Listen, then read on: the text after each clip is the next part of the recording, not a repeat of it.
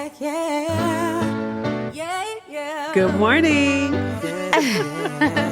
Good morning. It's Tuesday. It is Tuesday, and welcome to the What's the Temp podcast. My name is Betina, and I am coming in hot. You will have infinite variations of Infinite. that. Infinite. Know that. Know that. Oh my gosh. My name is Jen, and I'm just checking in so I don't check out. Today's episode is titled The Expert Free Advice. And I'm super excited about this episode because there have been times in my life where I just carried this belief since childhood that shaped how I saw every difficult situation or every difficult season in my life. And I was so wrong. And I'm just finding it out at 53 how wrong I was. So yeah, this week, wisdom found me through a book that I almost didn't pick up. And it just revealed something about God's character for me that changed everything. And it turns out that pain isn't always punishment. Sometimes it's preparation. So I can't wait to have this conversation with you. So let's get into our temp check today. And do you want to usher us into the temp check? Oh, you're going to keep me on my toes here. Yes, I can do it. Yes. So, yes. Okay. So our temp check today is wisdom reception temperatures. How's your know-it-all temperature running this week? Yeah. Okay, so you guys know how my oven temp is like 350. If you call my temp a know-it-all temperature, it's 100 degrees. It's the oven is just turning on, ready to receive whatever. And it just comes from Ready to receive. I Yeah. like that imagery with an oven because an oven does receive. Yeah, 100 degrees. And it's because I've just been reading. To me, this part is biblical for me because I've been reading the Bible for years. And somewhere along the way, it just stopped being a collection of like ancient stories for me. It became a mirror. And then in it becoming a mirror, I started to see myself as the characters. And I used to say, oh, they're so stupid. Why do they keep doing that? Why can't they see blah, blah, blah, blah, blah? But then I could see my own life and like, oh, I'm stupid too, because I keep making these mistakes or I keep doing that. And so now the word is not just reflecting who I am, but it's showing me what's happening in my life right now and how to understand the situations. So it's funny how something that was written a millennia ago can reach into the predestined future and just be so relevant today. And for me, that's what it is. It's like I don't have the linguistic dexterity to say how power-packed that word is and how it's, just changing the way that I see myself, how I see my ability to receive. There's so much that I want to share about how my arc as it relates to advice, but I thought I was really, really open to it. I really thought I was open, but then advice for me can come in so many different ways. A lot of times it's through a book, it's through an audiobook, it's through a message, it's through my reading, it's through my study, it's through a conversation passing, just someone says something random and it's like, did you just say what I read this morning? Did you just really say that out of your mouth? And so these are the things that warn me, like, don't let go of that. You have to hold on to that. So I am so excited to have this conversation with you because this week, the wisdom that I needed didn't come from my daily reading. It came from me picking up a book, Crushing by T.D. Jakes. And it's during a season that my family's going through so much, like changes with the law. We're still dealing with, our emotions around the loss of my brother. My son's going through some things. I've moved. My daughters are going through things. So it's like a lot of people are going through a lot of things right now. The world is going through it, especially Americans. We're going through right now. And if you just really get caught up in the emotion of what's going on, it can really take you down. And so what I was looking I for get that. was a reframe, and I got that. So I can't wait to share. I love that. Because I just thought that hard times were always punishment, like because I thought I was bad. So because I thought I was bad, if you think you're bad, then you're always looking to be punished, right?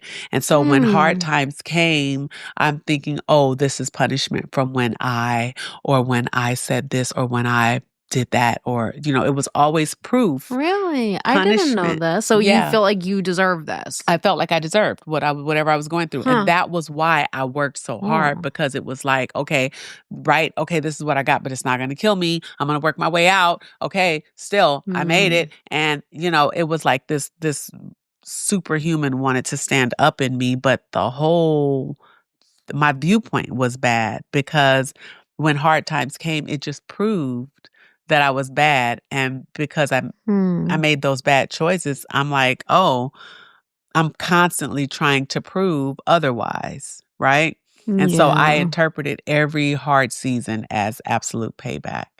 And so reading this book, it changed that for me. It helped me see that, like if a seed is planted, it's still buried, but it's buried to live. It's buried to come up as multiples of itself. But when a person is buried, that person is dead, like dead to decompose and not to rise again, not in that form, right?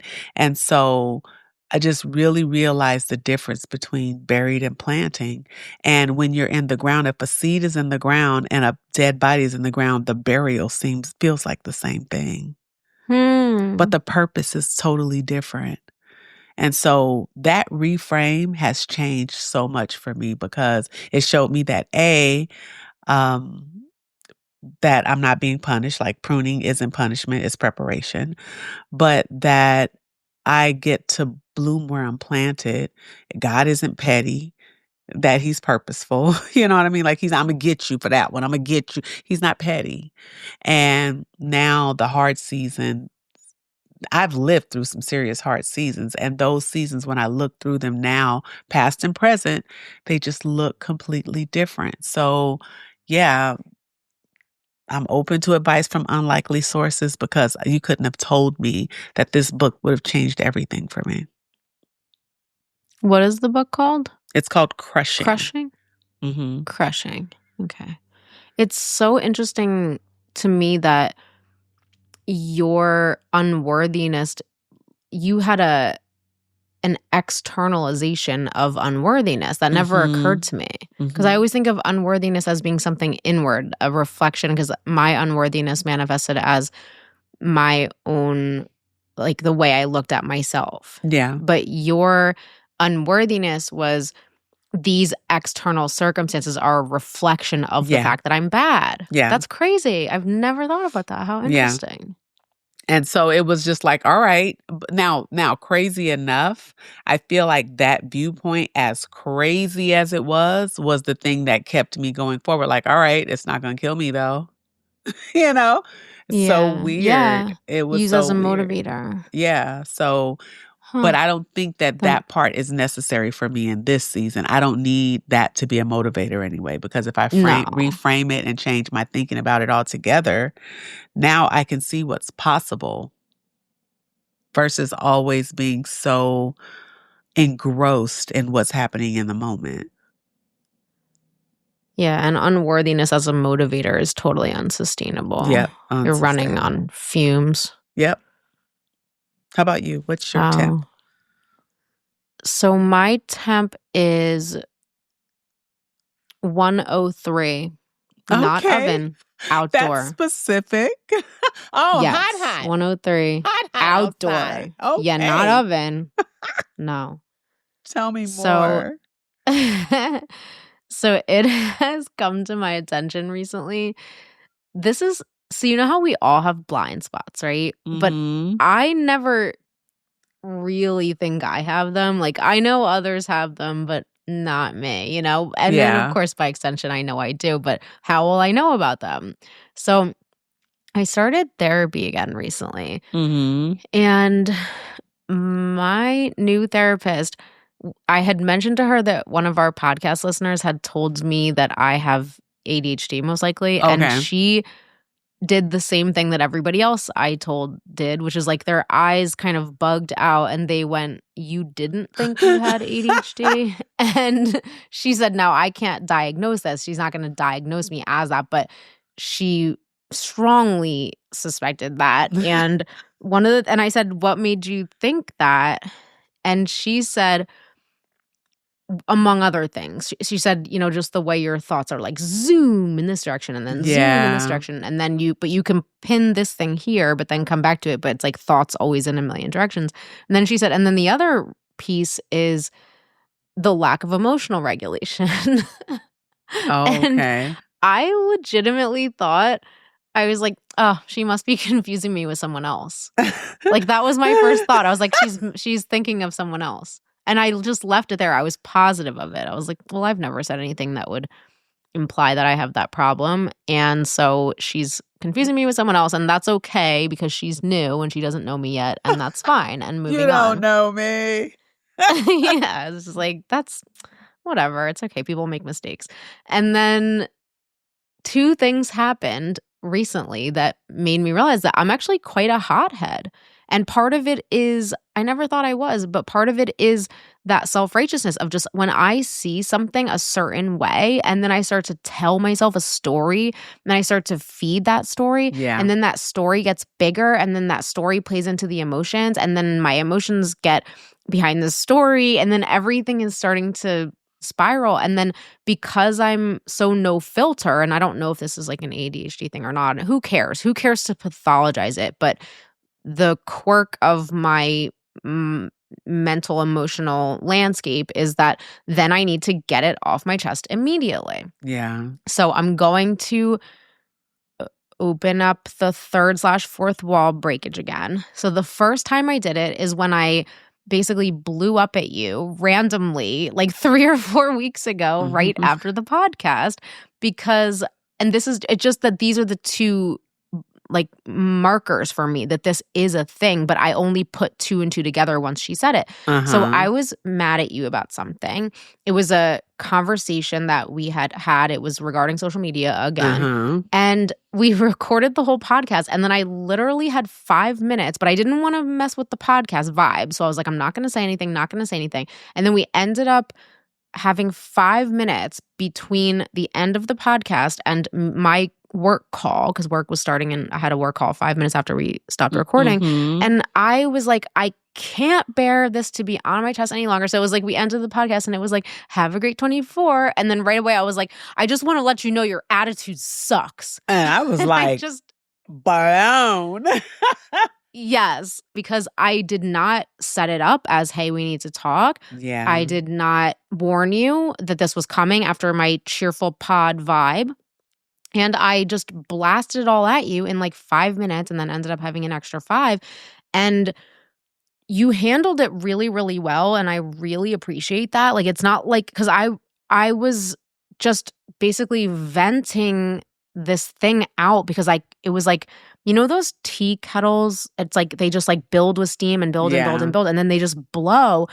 And I'm not a stuffer, so I never thought I would do that. But I think a lot of it has to do with just I get really locked into my own viewpoint. Yeah. And then it's really hard to think, well, maybe the other person has an explanation or maybe there's an alternative way of looking at this. And so I just have a really strong ability to tell myself stories. So my know-it-all temperature is that this therapist pointed this out to me, and then it was that, and then I didn't recognize it from that. I just filed away as like, yeah, as soon as I'm thinking something, I just really need to get it off my chest. I just put it into that bucket of my personality.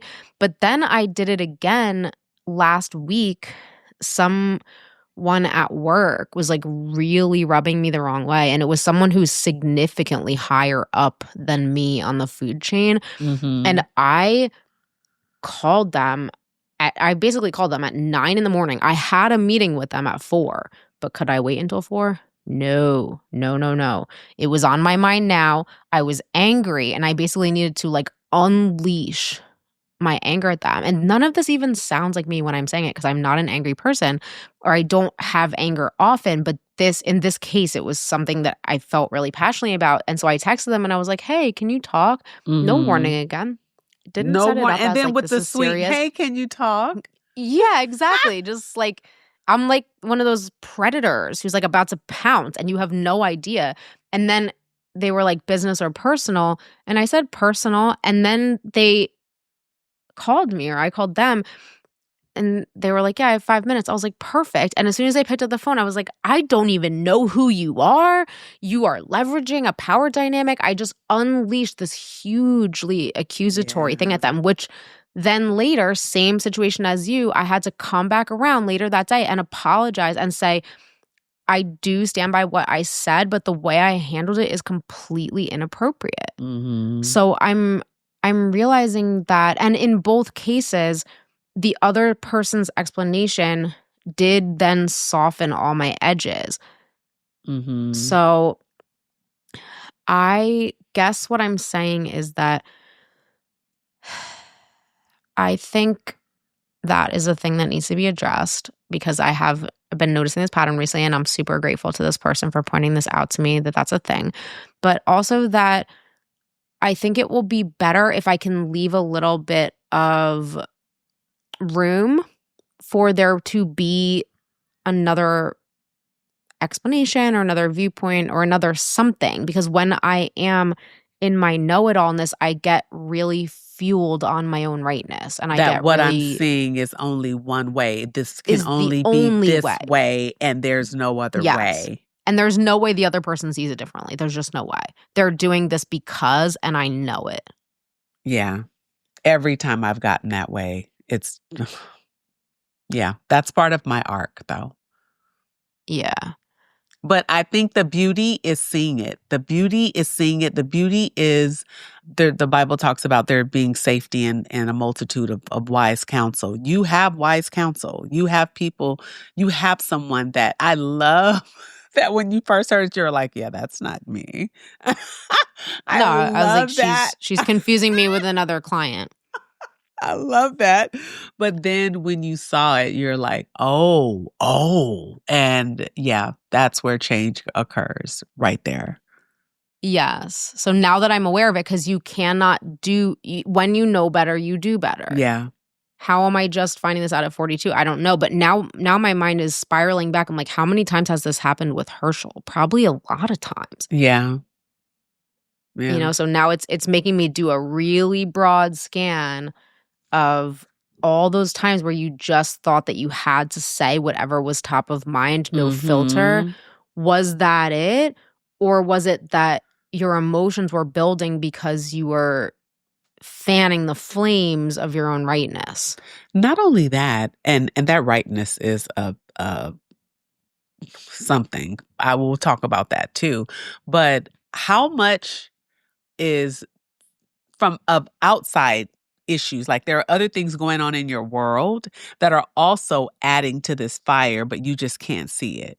Like I find that the times that I have those situations, it's not only that situation that I'm really upset about. There are other things going on that are also helping, me helping my bristles come up and just making me ready to pounce. But I'm not even addressing that because either it's not big enough or I don't have the capacity to deal with that right now. So I could blow over here. This part is safe and I can blow up over here. Or it's just under the radar right now. Like it's below the level of awareness. I think sometimes we just don't notice it yet. You could be PMSing. You could be tired. You could be getting sick. There could be something going on and you're just not thinking about that. Yeah. Yeah. No, I get it.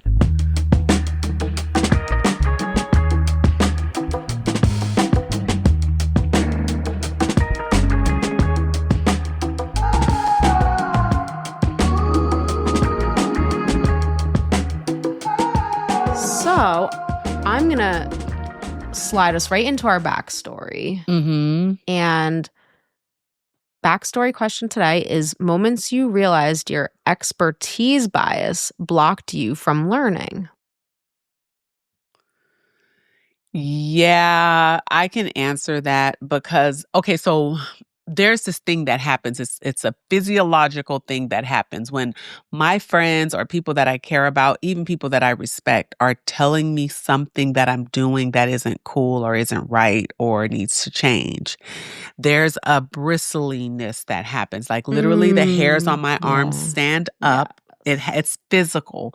The hairs on my arms stand up and I can feel something rising in my chest that's saying no, no, no, no, no.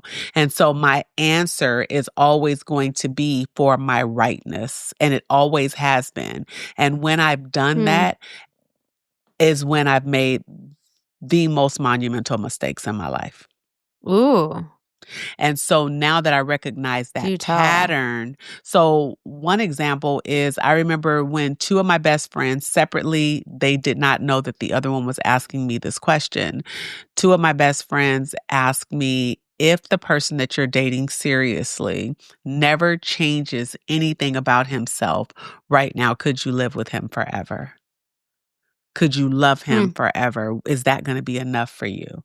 And in my rightness for my choice, in my rightness because I was so far into whatever it was that the planning and all the things that we had going on at the time, I'm like, yes, yes. Even though honestly, if I had really sat and said, you know what, let me sleep on that and answer that tomorrow.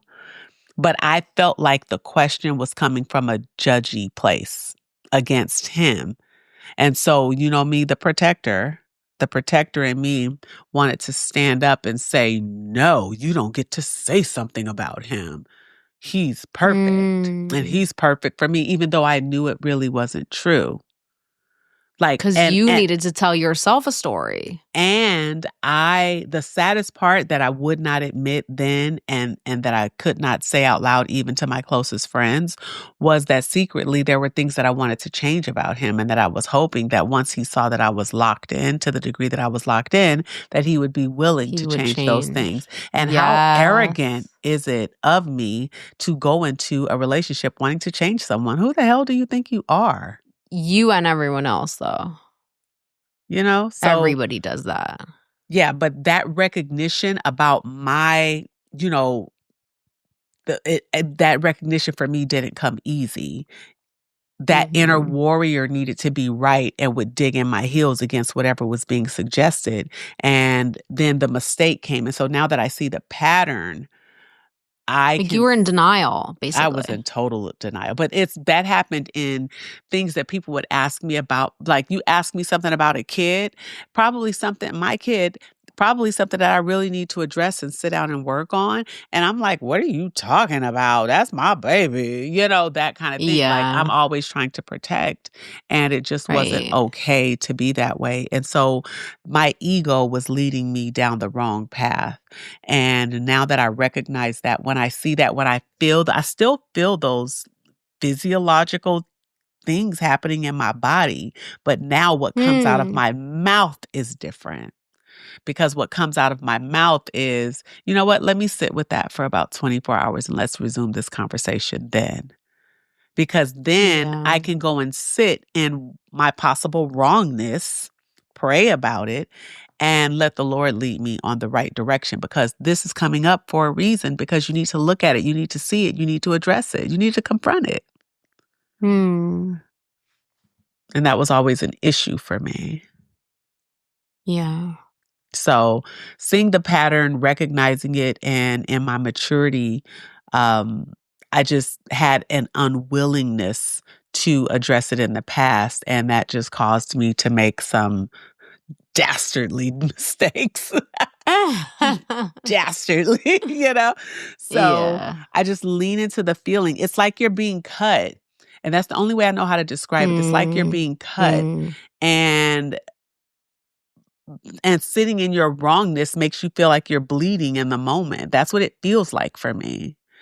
But Mm. what it reminds me of, I don't know if you heard, Bruce Lee used to have a saying about water, and basically the point was to be formless. Um, you have to let things go, let go of the things that I hold so rigidly. And I was not willing to when it came to certain things, when it comes to my person, when it comes to the people I'm in close relationship with. I don't want you telling me something's wrong with them because it's something wrong with me because I didn't see it. It's always, it's that frame. But if I am adaptable and if I'm a little bit more flexible, I think that that's honestly the key to overcoming challenges, because if I'm willing to look at something and say, let me sit with that, right?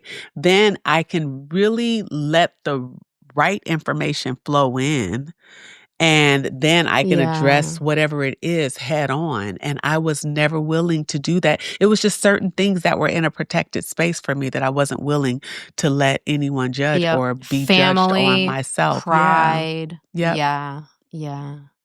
So this allows me, thinking of it this way, when I think about sitting with something for 24 hours, to me, it gives me my power back because I'm still in control, right? But it also allows me to be soft. When you think about water, it's soft and it's powerful. Water is one of the most destructive Mm-hmm. forces on the planet, you know? Mm-hmm. But it's also very soft and malleable. So I just have Mm. to take on some of that so that I can overcome the things and not make some of the big mistakes of my life. That part can be more fleeting, you know? I Yeah. just thought you had to be one or the other. I didn't think you could be soft and powerful. Yeah. But now I'm seeing Do the you both what and other with that. kinds of mistakes do you think that led to?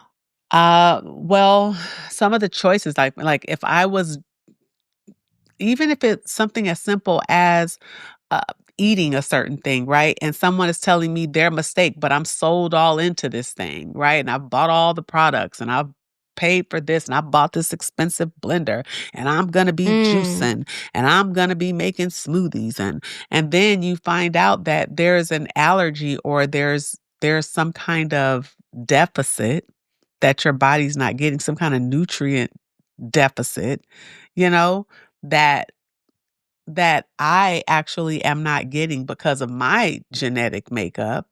But I was so all in, all in, all in. I get like that sometimes. I just don't, when I'm on something, I don't let people's, um, because I see that a lot, in my rightness and in my productivity, I think, well, there aren't a lot of people that produce at the level that I produce. So why am I going to take the advice of somebody who don't even do, you don't complete the things on the level that I do. So why am I going to take your advice again? Let me try it and see if it works. If it don't work, then I'll find out. I've always been that Yeah, way. I there's did definitely like not. a big-headedness, but also a Yes. hard-headedness to that. Yes. And that came because when I was young, I didn't trust adults around me. I was like, well, what I'm not going to be is that. And Uh, and I knew I was going to bump my head against some walls, but I was okay with it.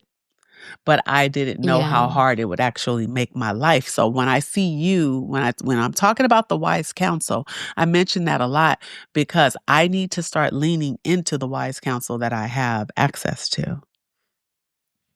That's I think saying, that's a first child thing too, like the firstborn, like you feel yeah, like you really have to reinvent the wheel when you are the yep, firstborn. If you're not seeing models of what you want to be out there, you feel like you have to build everything from the ground up. yep, I yep. get that. I'm a first child as well, so I get that. Hmm.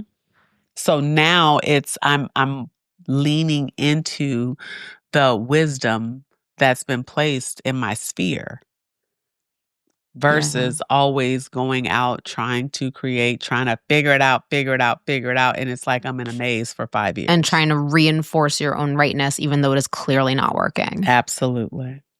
Yeah, I totally get that. How about you? So much of what you're saying is resonating with me. The pride, I wasn't really thinking of the way that my self-righteousness manifests as pride, but I think it is that there's Hmm. this investment that I have in my own experience slash perception / intelligence / collected, sort of the data collection that I've been doing for my whole life, that when I have built a profile of something that I believe to be true, it is very hard to shake me out of that. I can just really easily just deflect anything that does not jive with my vision of how things are. And I'm only now connecting that based on what you said with a certain level of pride.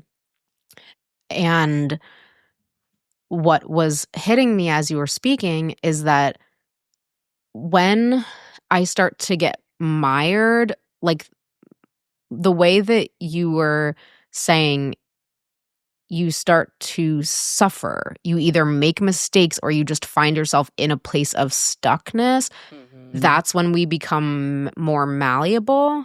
That's when we become more willing to have either holes blown through the theory or else just to completely shift the framework.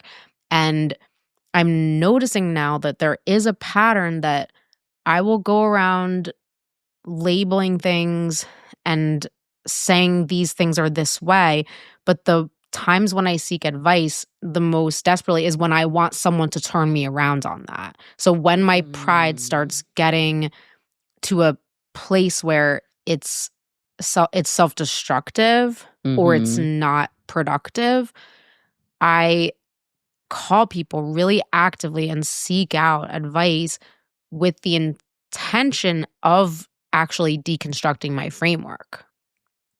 I want someone to tell me something else so that I can dissolve the thing that is hurting me, which is my own ego.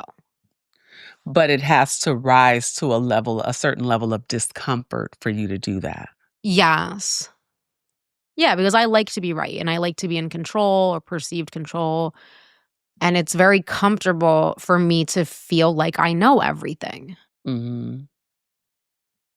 So, but at the same time, I feel like I'm also selling myself a little short by saying that, because my dual purposes in life it's funny because I've been listening to these podcasts by this guy named Pico Iyer, and he's basically really close with the Dalai Lama. They've known each other for 50 years, and this guy is amazing, and he writes about stillness. And he was saying there's this balance between seeking and savoring. So you're savoring in the sense that you're fully giving yourself to this moment. You're not racing around, but then there is an element also of movement and of searching, and that's the seeking piece, which is that you're seeking. So with advice and with wisdom more generally, I'm always seeking that. I do consider myself to be a seeker. I do consider myself to be very open. And I think it's the reason why it's hard for me to deconstruct a particular way I see something is because I also see that thing as being a product of the framework that is the result of all the absorption of all this wisdom. But the thing is that then I can call someone and then, or speak with someone in person, and then they'll say, well, have you ever looked at it this way? And then sometimes I can have immediate release from my own frustration just from that.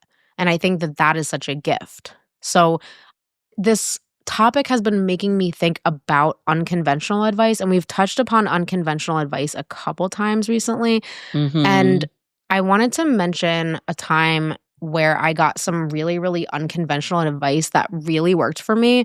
But even to this day, when I tell other people what it is, everybody disagrees with it 100% across the board. So I just wanted to bring it up because I think all perspectives are valuable. And for me, it's really, really useful to just hear out every single different possible perspective. So this was from way back in the beginning of my relationship with Herschel. Him and I, when we got together, had a very volatile relationship. We were both in extremely early sobriety and also were two alpha personalities, which is not really a great match when you have two. Yeah, not it's really not a love match. It's not. It was a something match, but it was not very tenable when it came to, I guess partially it had to have not a been partially that sustainability emotional. match. Yeah, you wouldn't think so. And we Yeah. really struggled because there was something there. There definitely was a spark.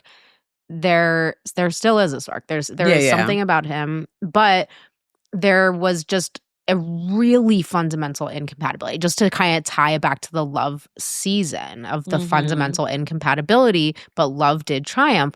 So one day I was in the parking lot of the gym and I was talking to Sarah, and she was listening to my 10th saga this month, probably, of some other fight we got into and why we were not talking now and hadn't been talking for this amount of time, or we were fighting, or we were whatever. And I was just telling her about the tumultuousness, and she was just nodding along, nodding along. And then she said, I think you two should have a kid. I think you two should have a kid. And I remember when I heard that, I would have never suggested that. No. And I've said this on this podcast before. 100%. Everybody's like, Yeah. oh, heck no. No, that's not a good idea. But that is what ended up happening a couple years later. And now we have something in common. So actually it's weird because this might not be for everybody. This is just my story. Right. But when it comes to the kids, we are completely aligned. So example from this morning, last night, Maya woke up at 10, 12, and 2, and then Nico woke up at 4:30. So both of us were wrecked this morning. Oh, yeah. Okay, we're like, what time is it even? You know those mornings where it's like, what time is it? Is it time to take them to school yet? And it's like, no, it's still 5:45. Is it now time? And it's like, no, it's 6:30 now. Like it was an eternity of a morning. And he just went in there and put on some Christmas music. And yes, I know it's November, but the Christmas music lightened the whole mood. And after That's 2 so hours sweet. of like, I'm packing their lunches and he's doing the laundry and then I'm doing the dishwasher while he's entertaining the kids. And it's like, this is just, we can't even talk. We're stoned tired, just dead.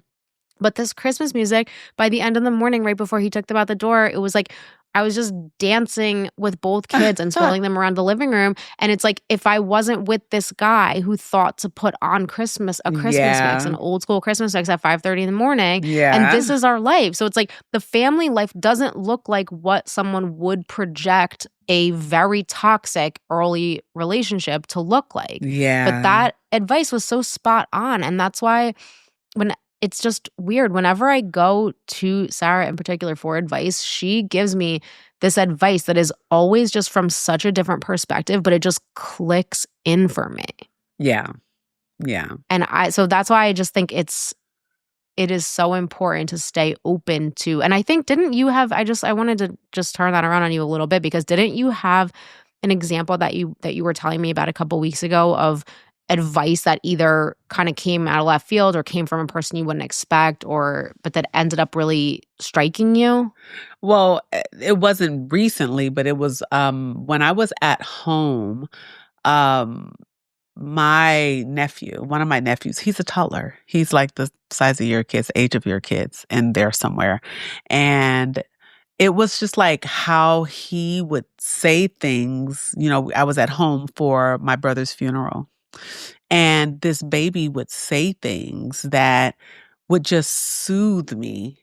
And it was funny because I'm like, how did he know? Like, so my nephew is my brother's child. And because I live in the Midwest and they live in California, I'm not around him as much as I want to be. But I was holding him. And at one point he looked up, he said, "It's okay, Auntie, he's still here."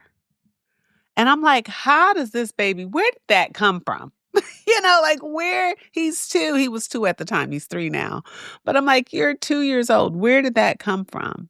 And even when my brother was sad at one time, and he, I guess from my brother telling him, he used to say, "Oh, we don't do no crying. We don't do no crying." So he looked up at my brother and then he said, "You okay, Dad?" And then he said, "We don't do no crying." But it was just like the things that were coming out of this small child were just what we needed to recenter ourselves. And so I just believe that there's a verse in the Bible that says that God uses the foolishness of the world to confound the wise. And I just To believe that. confound who? The To wise? confound the wise, yes. Mm. And so it's like, I believe that anyone can speak into your life. Like, he can use anyone. And I feel like my nephew was the person that he was using at that time, because we were so just family focused, even though there are all these other people around you, but we were so family focused. So honestly, it couldn't have come from another source, if that makes sense. It could have only come from inside, and then it Yes. also had to come from someone who wasn't necessarily feeling the weight of our pain, but at the Yeah. same time had the height of our wisdom. An unlikely source. The unlikely source. So there's a both and that's been ringing really since we've been doing the love series. But you talked about how we talked about our temp checks and how, you're on one end of the spectrum with, thinking thinking we have it all together. And then I'm on another end of the spectrum where I thought I was leading my life in a way that I was a sponge. I always talk about my sponginess. I read so many books, and I'm always willing to sit at the feet of people who have mastered things that I'm working on. But then there's also this other side where my rightness will stand up and want to push back against Where you're whatever the defended. suggestion is, right? And so there's this both and that's always present. I think that it's important to see it, and the only way to get better is to acknowledge it and lean in. Like you said, we've been talking about leaning in also, but I have to lean in. Like, I'm open to learning. I'm open to receiving wisdom from, unsuspecting places. But then I also know that there's something in me that still feels the need to protect at times. And my leaning in is saying, instead of responding in the way that's natural for me in the moment, is saying, let me ponder that. Let me bring some space in around this. Yeah. Yeah. So it can go either way, but I love that we can have this conversation because it's expert free advice. You know what I mean? Like, I feel like we're graced to get it, but it comes from, I think it's divine. That advice is divine when it finally lands.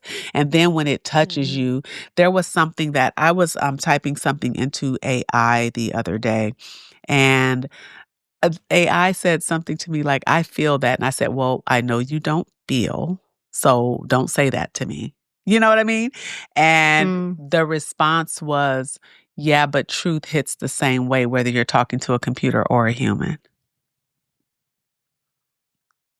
And it's true. Truth lands a certain way if you're open to it. So that was interesting. Again, how comes from unsuspecting places, Yeah, It's that like, was a curveball. yeah, truth hits the same way no matter who you're talking to. So, yeah.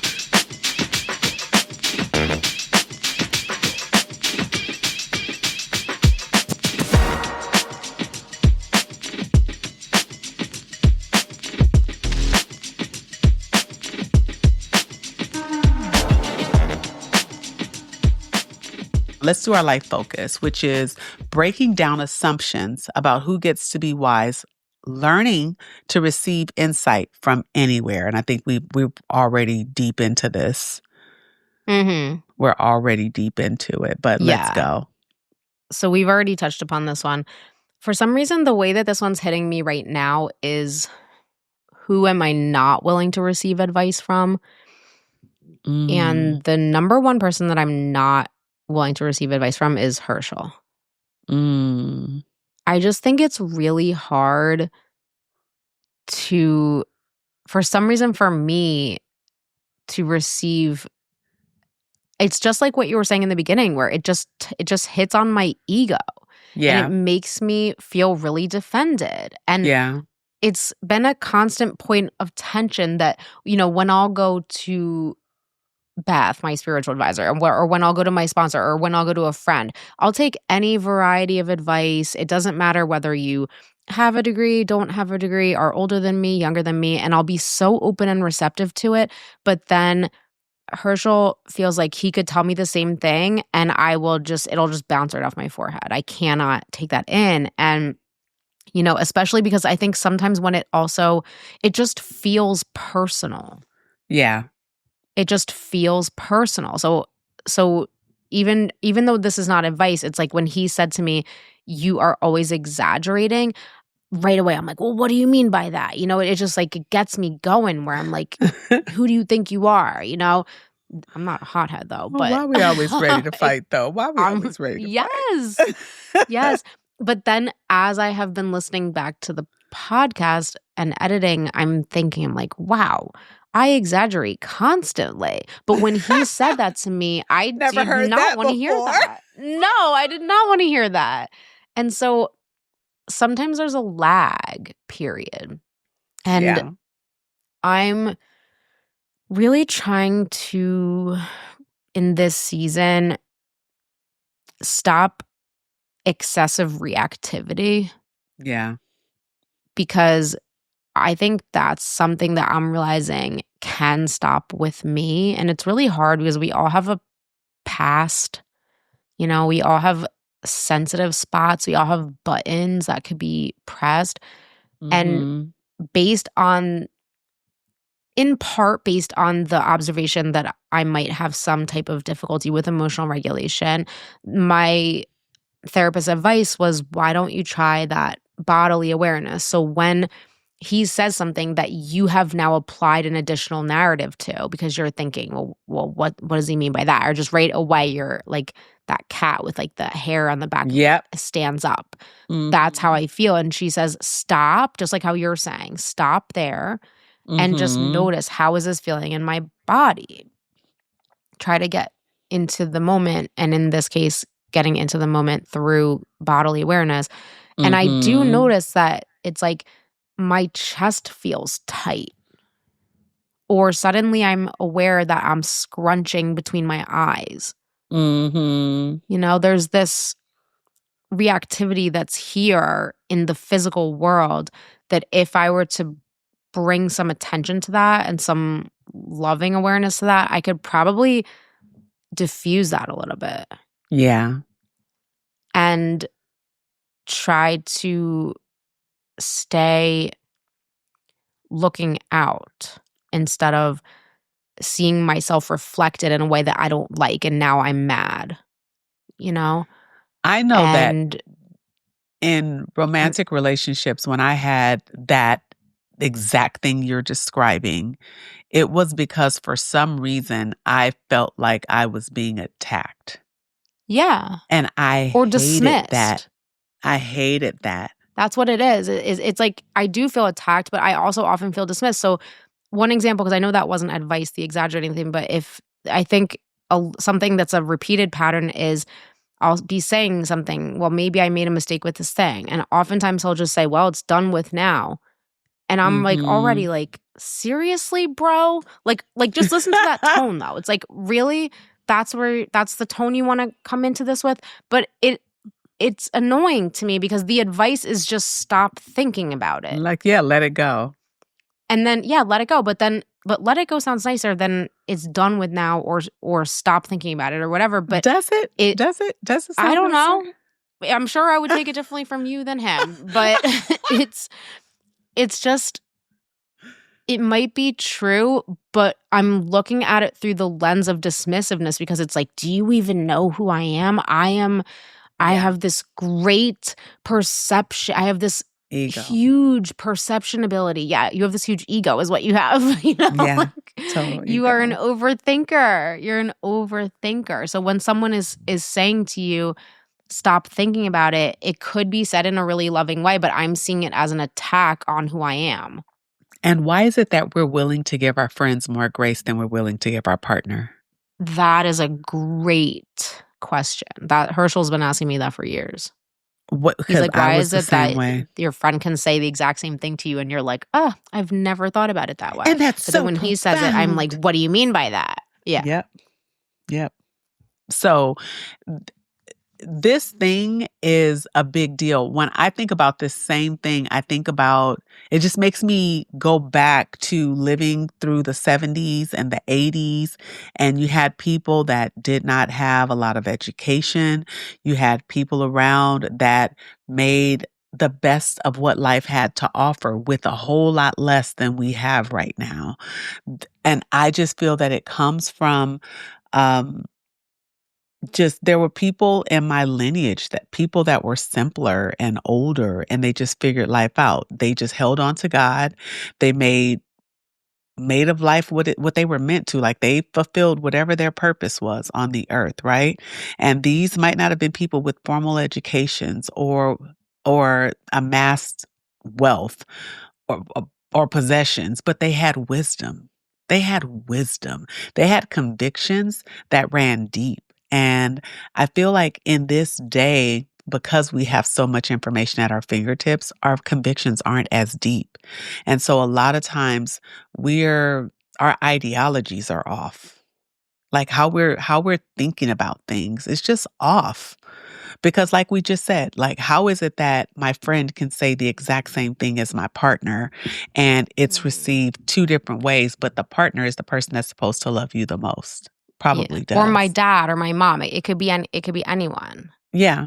I would just Yeah. receive it differently from a different source. Like another example, I was thinking about the my dad will always be like, you need to get a job, you need to get a job. And I was like, you don't understand me. That's not what I need to be happy. I need to be writing songs. I need to be doing this. But it's like, and you need to get a job. So I felt so Mhm. dismissed, like, you're not listening to me. The problem is that I'm depressed. The problem is that I'm lost. And it's like, you're oversimplifying this. But then it's like, no, when you have the ability to do something where you have a purpose, that is going to give you a really stable baseline to address all those other things. So it's Yes.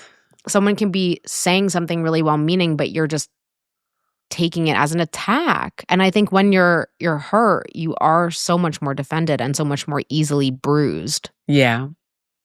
Yeah. A lot of it's the filter through which it's coming. Like there's sometimes if if the person that's giving me the advice or the information, if my glass with you has already broken, it's been glued together, but it's already broken, then the way that I'm receiving what you're giving me is skewed. And so Mhm. it can't, but then I may not have hurt you or I may not have broken your heart in the way that some people closer to you have, you know? And so you can receive it from me Can be differently. more open. Yeah, and so we just have to I think it goes back to forgiveness, honestly, because when you think about the kintsugi and how they take that gold and run it through the broken dishes and it comes out more beautiful, but it's actually in a better state than it was in its original form. And but that to me is what forgiveness does. It's like the kintsugi plate Mm. or the kintsugi bowl where it's it's it's fully usable because so now you can give me information, you can give me advice, you can even give me criticism because I'm not judging it through a 'Cause you're filter of whole. what you did in the past or Mm. mistakes that you've made in the past or even that I've made in the way I received whatever you did. But through real forgiveness, now we have a clean slate again. And since the slate is clean and I know that you love me, I really believe that you love me, now I can receive that advice from you or that information from you without all the extra judgments. Yeah. And I think on the point of what you were saying earlier, the old school wisdom or the maybe more simple. I'm thinking of like my ancestors were farmers Mhm. and so when I made me think of my dad because my dad's like get to work. But then I was Mhm. thinking of a counter example of that. There was this one point that I was just feeling really like just this sense of ennui, that word ENNUI, like I just felt malaise. I was really feeling bored, and I remember saying I feel bored in this meeting one time, and these older men, they were just like, wash your socks, they said. And I was like, ugh, they don't get me at all. Like, they don't understand that I need to be intellectually stimulated. They don't understand that I'm having an existential crisis. They don't understand this. They don't understand that. But it's like, no, what they meant is just do the next right thing. So Yep. just meaning, and that's I think what I'm learning more recently is it's like, there's something here that needs to be done. It might be the dishes. It might be that you need to clean your house up a little bit. It might be that there's some type of thing. If you really think you have nothing to do, you're wrong. There's something Yep. that can be done. And Yep. there's, and and even if your physical house is clean, what's your spiritual house looking like? Right. It's the lack. I don't know. So I want to be careful here because there is a huge value also to stillness, but Oh, then there's absolutely. also a damaging potential of stagnancy. Absolutely. So it's not what you do, it's how you do it. If I'm How are you if I'm inhabiting being, this moment? yeah, if I'm still from a place of intentionality because I know And that this is what I gratitude. need, yeah, that's different. But if I'm still from a place of procrastination, Or laissez-faire, complaining. laziness, Yeah. delay, Ingratitude. all these things, then it's not what you do, it's the framework through which you do it, you know? And so Yeah. I just think that it's easy to take information or advice from people who seem qualified, right? Air quote qualified. But I feel like when we're only doing that, we miss what God is trying to teach us. Because my nephew blessed me, a 3-year-old, or he's 3 now, but the baby blessed me probably more than the preacher that taught the eulogy at the funeral, you know? And but I know that God doesn't check resumes. He can use whoever he wants. So he can use someone to speak Definitely. truth into your life. So I just feel that simplicity, like wisdom, can come from multiple directions. And even someone who might be normally considered unwise can have a wise moment where, you know, it's exposure. It's like, this is who is in front of you right now, and this is where you're most open to receive this information. So I'm just going to give it to you. However, you need to get it. But it's twice this has come up in my mind when you were talking. There was a Doritos beer commercial that I love. Do you remember the Doritos beer commercial? Doritos beer? Beer flavored Doritos. No. What? Girl, so it was during a Super Bowl You're one kidding year me. that Doritos had a commercial, and they had beer flavored Doritos, and so they were doing the R&D for the chip. And so this guy, you saw him when he first started tasting the chip, and he's just sitting in a conference room, and he has his tie, his suit, and he's all buttoned up. And then they flash back to him later coming back into the conference room. His tie is all hanging off, his shirt's unbuttoned. He's eating the chips saying, "You don't know me. You don't know me." And so twice when you were talking today, I was hearing the Doritos beer commercial. Yeah, it sounds about right, all disheveled. Yeah. You don't know me. So yeah, but let's go into our recipes, Jen. We did really well today on time. Let's do it. Okay, so today's you go. Okay, so today's recipe is a humble pie remix, and it's an elevated version of a basic comfort food. Go, Jen. Okay. Oh, you want me to go first? Okay. Yeah. So I think you should go first. I don't even have one, so you gotta go. Oh, okay. So I just read this one as an actual pie because I guess I'm just in that Thanksgiving mode, and the way that it's elevated is that I'm going to make my own crust. I haven't done this yet, but I'll keep you posted. But my dad makes these pies for Thanksgiving. He makes an apple pie and a pumpkin pie every single year. It is so delicious. Everybody raves about them. And I love a pumpkin pie and an apple pie. So today, you know how you said in a previous episode that you have an easy version of something and a harder version of something? Always, for every meal that I make. Yes. So today I'm going to do the easy version. I'm going to take all the extra apples from apple picking and I'm going to turn it into an apple pie. It's this recipe, but today I'm going to use the frozen crust. And then the next pie I make, I'm going to do the pumpkin pie. I'm going to do the homemade crust. So I'm giving these recipes here. I called my dad this morning to get them. I love this. Yeah. Because I want to do that generational thing where it's like, I've had this every year at Thanksgiving since I was born, basically. Oh, wow. So the pie crust, I'm actually just going to post that one because that's kind of the most complicated one. So we'll put that one in the show notes because I will just type it out for you because I haven't done it yet. So I don't really want to speak to it. But the fillings for the apple and pumpkin are actually pretty simple. So my dad said the crust is the only thing that matters. That's the He's so right. He's so right. But for the apple pie, you're just going to peel, core, and slice 2 pounds of apples and basically toss them in the juice of a whole lemon.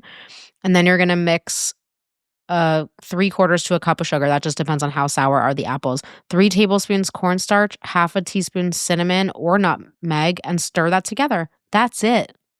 Wow. I know. Shortest, easiest recipe. Now for the pumpkin, it's actually just as easy. You can do 1 can of pumpkin. You do a half a teaspoon each of salt, cinnamon, and powdered ginger. And then a 1/4 teaspoon of nutmeg, 1 cup of sugar.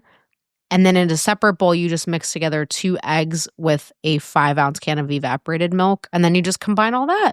So how incredibly easy are both of these things? So now I just have to master the crust, but it's one step at a time. So those are my humble pies. It's elevated by the fact that the crust is homemade. Yeah, right? I love it. Tis the season, man. Tis it really the season. is. My house and is I'm decorated for Christmas, but I'm bringing in pies. Okay, so make sure you get pictures for me at Thanksgiving. I will. I'm making them. I'm making them today. Oh, okay. Well, I need pictures. Yeah. Well, it's just for a Tuesday night. I love it. My humble pie remix is not pie, but it's a comfort food. So when I think comfort foods, I think casseroles. I think soups. I think casseroles beans. at this time of year. I'm a bean eater. I'm a person that will buy up pounds of beans. I buy red beans, kidney beans, pinto beans. I'm a bean eater. And so bean eater. I'm a bean eater. So my thing is going to be red beans and rice. And I don't know if I've done this yet, but I just made it the other day and it was so good. So I saute. This is my elevated version because when we were growing up, we did not have andouille sausage in our red beans and rice. But I boil my, of course, my smoked turkey parts. I use necks and wings necks and wings for this. And I boil it, get it all softened. And then in a Dutch oven, I will I'll slice up my andouille sausage, saute that. And then once my smoked turkey parts are all sauteed, I will remove are all boiled. I'll remove my andouille sausage from the Dutch oven and then just sear the smoked turkey parts. So I'll put them in there, sear them on both sides. And then this is where I start to build up my broth, my beans. My beans have soaked overnight and I soak mine with, I soak my beans with, what do you call it? Baking soda. And I do that to remove some of the gases because I'm a gassy person and I don't need to be passing gas. So I soak them overnight with baking soda. And then so they've soaked overnight. I wash them really, really well after soaking them with baking soda because you don't want that weird frothiness that happened to me before if you don't wash them well. But so I've chopped up of course, the trifecta, celery, bell pepper, and onion, lots of it. After I've seared my turkey parts, I throw in my bell pepper, onion, and celery. I go ahead and throw in my beans. And my seasoning for this, of course, is the go-to with a little bit of chicken and beef bouillon. You guys knew that was coming, right? I told you guys my stuff is all the same. nothing different. So then you let that cook for a little while. Cook it for about an hour with the beans. So it has the vegetables, the beans, and the turkey parts. I go ahead and remove the bones from my turkey parts because I want the beans to be meaty, right? So I remove the turkey parts, kind of take the meat off the bones, put it back in there, put my andouille sausage in there, let it cook for a couple more hours. And you're talking about something that is so meaty and good. I serve it over rice with either hot water cornbread or regular homemade cornbread, but that's my elevated version with the meaty. And then because when we had red beans and rice as kids, it was either with fried chicken or with pork chops or with some other kind of meat. But a lot of my meat is in the beans, so I don't necessarily have to do meat unless whoever I'm cooking for just wants it. But the beans are so meaty and they're so delectable, and that's my elevated version. And I just had it last week and it was so good. We had company over last weekend from out of town. They were tearing those beans and rice up. So that's mine. That's my humble pie recipe. Listen, Jen. Love listen, it. honey. Listen. This has been another amazing episode of the What's the Temp podcast. I have so much fun doing this work with you. Thank you for joining us. Thank you so much for joining us. Listen, be great on purpose, okay? Have a great 24. Peace. Bye. I just love us.